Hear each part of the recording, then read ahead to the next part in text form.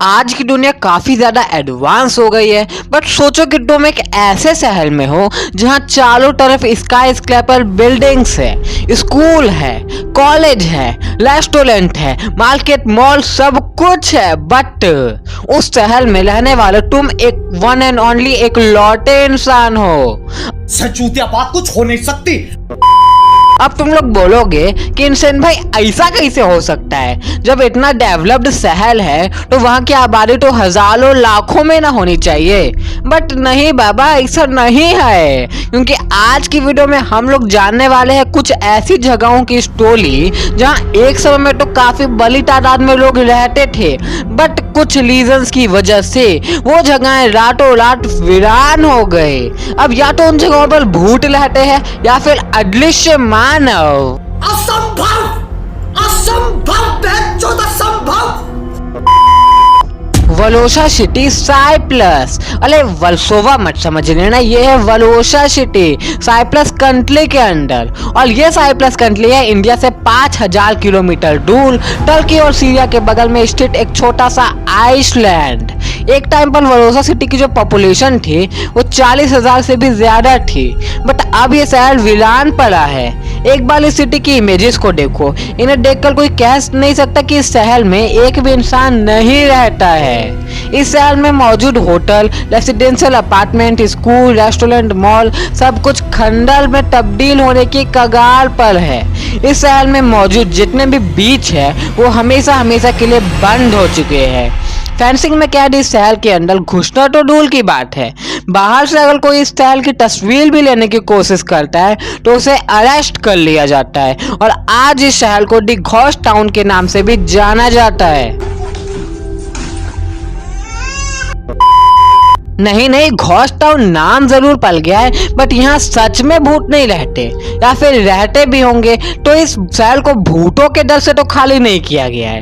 Actually इस वलोसा city के ghost town बनने के पीछे कहानी ये है कि साल 1974 के पहले यह शहर पूरी तरह से आबाद और खुशहाल था, बट जुलाई 1974 में टर्की की सेना, जो कि इसका पड़ोसी मुल्क है, उसने आक्रमण कर दिया इस पे। और अटैक इसलिए किया क्योंकि साइप्रस पर ग्रीस राष्ट्रवादियों का तख्ता पलट हुआ था, जिसका टर्की विरोध करता था। और इसी मतभेद के कारण दोनों कंट्रीज के बीच वॉर छिड़ गई, और इसी वॉर के कारण कहीं नरसंहार ना हो जाए, वलोसा के रहने वालों ने रातों रात इस सिटी को खाली कर दिया। और एक रात में इस सिटी की जो जनसंख्या है वो 40,000 से जीरो पर आ गई। ये सब क्या देखना पड़ रहा है? अच्छा है मैं अंधा हूँ। इस शहर में रहने वालों ने आसपास के शहरों या फिर पड़ोसी मुल्क में शरण ले ली। आज ये शहर टर्की सेना के कब्जे में है, और इस शहर में आज सिर्फ टर्किश आर्मी की पेट्रोलिंग टीम ही आ जा सकती है। प्रिपियट सिटी, यूक्रेन। चेर्नोबिल इंसिडेंट, इस इंसिडेंट के बारे में तो आपने सुना ही होगा।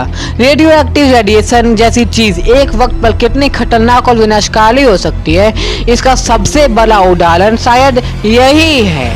और अभी तो रुको, क्लाइमैक्स अभी बाकी है। जिन लोग को नहीं पता कि ये चेर्नोबिल इंसिडेंट क्या था, उनको मैं ये सब शॉर्टली समझाने की कोशिश करता हूँ। ये वो टाइम था जब सोवियत यूनियन एग्जिस्ट करता था। उसी में कीव सिटी से 130 किलोमीटर दूर एक जगह थी चेर्नोबिल। इस जगह पर एक न्यूक्लियर प्लांट था, जो कि उस टाइम का सबसे बड़ा न्यूक्लियर प्लांट था। अभी ये जगह यूक्रेन कंट्री के अंदर आती है। अगर तुम लोग को नहीं पता तो एक एडिशनल फैक्ट जान लो कि सोवियत यूनियन के टूटने के बाद यूक्रेन एक बहुत बड़ा न्यूक्लियर पावर था। उसके पास बहुत बड़ी तादाद में न्यूक्लियर वेपन्स थे, लेकिन बाद में उसने एक शांति समझौते के थ्रू सारे न्यूक्लियर वेपन्स यूएसए, रशिया और ब्रिटेन में बांट दिए। चलो अब आते हैं अपने मेन टॉपिक पर। जो चेर्नोबिल न्यूक्लियर प्लांट था उसमें 26 अप्रैल 1986 को एक एक्सपेरिमेंट किया जाना था, लेकिन वो एक्सपेरिमेंट उल्टा ही पड़ गया, और इसका रिजल्ट आया कि पूरे न्यूक्लियर प्लांट में एक विनाशकारी धमाका हुआ। इस धमाके ने उस टाइम तो बहुत बड़ी तादाद में तबाही मचाई ही, कई लोगों को मौत के घाट उड़ाला ही, बट 38 साल बाद भी ये जगह रेडिएशन के कब्जे में है। और इस रेडिएशन को हल्के में मत लेना, ये रेडिएशन बड़ी भयानक चीज होती है। अगर आप आज भी चेरनोबिल सिटी में या उसके आसपास भी जाते हैं तो तुरंत ये रेडिएशन तुम्हारे शरीर में फैलना शुरू कर देंगे और 1 से 2 दिनों में तुम्हें कैंसर जैसे बीमारियों का पेशेंट बना देंगे और उसके बाद तो शायद ही तुम जिंदा बचोगे। इसलिए गवर्नमेंट ने चेरनोबिल समेत एक बहुत बड़े एरिया को जितने में रेडिएशन फैला था उसको सील कर दिया है। यहाँ इंसानों का जाना सख्त मना है और वैज्ञानिकों के अनुमान के अनुसार इस रेडिएशन को पूरी तरह खत्म होने में लगभग 20,000 सालों का टाइम लगेगा। मतलब इस पूरे शहर को 20,000 साल के लिए खंडर बनने के लिए छोड़ दिया गया है। अब 20,000 साल को छोटा टाइम तो होता नहीं है, इतने साल बाद पता नहीं हम इंसान रहेंगे भी या नहीं। तो समझ लो ये जगह पर परमानेंटली इंसानों के रहने लायक है ही नहीं। यहाँ इंसान क्या जानवर और पक्षी भी नहीं रह सकते। कोई बात नहीं। कुलढला विलेज, जैसलमेर, राजस्थान। बहुत हो गई विदेशों के अबांडेंट सिटीज की बातें। अब बात करते हैं इंडिया में सिचुएटेड राजस्थान के कुलढला विलेज की। इस विलेज का नेम तुम लोगों ने पहले भी सुना होगा। कई सारे लोग तो इस गांव को पैरानॉर्मल एक्टिविटीज से भी जोड़ते हैं। ऑल तो ऑल इस जगह को इंडिया के सबसे हॉन्टेड जगहों में से भी एक कहा जाता है। कुछ लोग का मानना तो ये तक है कि इस विलेज में 200 साल पहले एक चुड़ैल का आगमन हुआ था और वो चुड़ैल इस गांव के सभी व्यक्तियों को कच्चा चबा गई थी।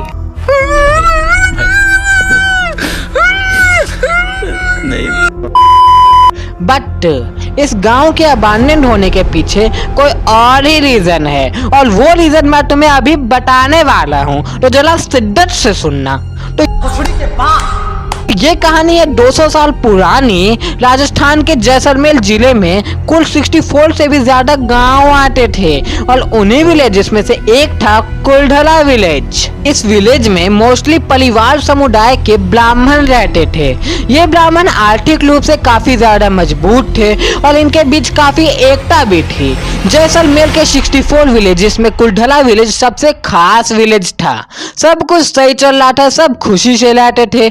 बट हर स्टोरी के तरह इस स्टोरी में भी एक विलन था ही, और वो विलन था जैसलमेर का तत्कालीन राजा के राज दरबार का एक शक्तिशाली मंत्री सलीम सिंह।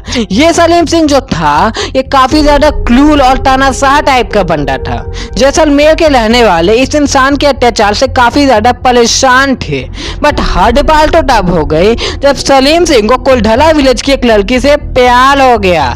ये लड़की गांव के एक सामान्य ब्राह्मण की बेटी थी। गांव के सभी लोग सलीम सिंह को अच्छे से जानते थे। उन्हें यह बात अच्छे से पता थी कि अगर इस लड़की की शादी सलीम सिंह से हो गई तो लड़की की जिंदगी बर्बाद हो जाएगी।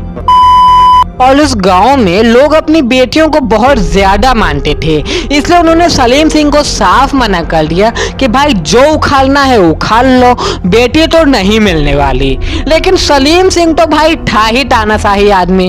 उसने भी साफ कह दिया कि अगर गांव वाले राजी नहीं हुए तो वो गांव पर आक्रमण कर लिया जाएगा और गांव के सभी लोगों को मौत के घाट उतार दिया जाएगा।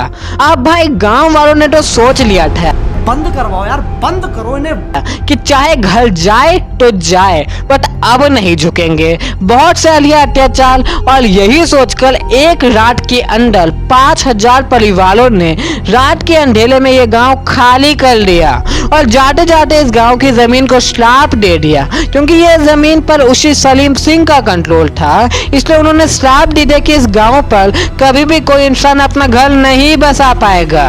और ऐसा ही हुआ।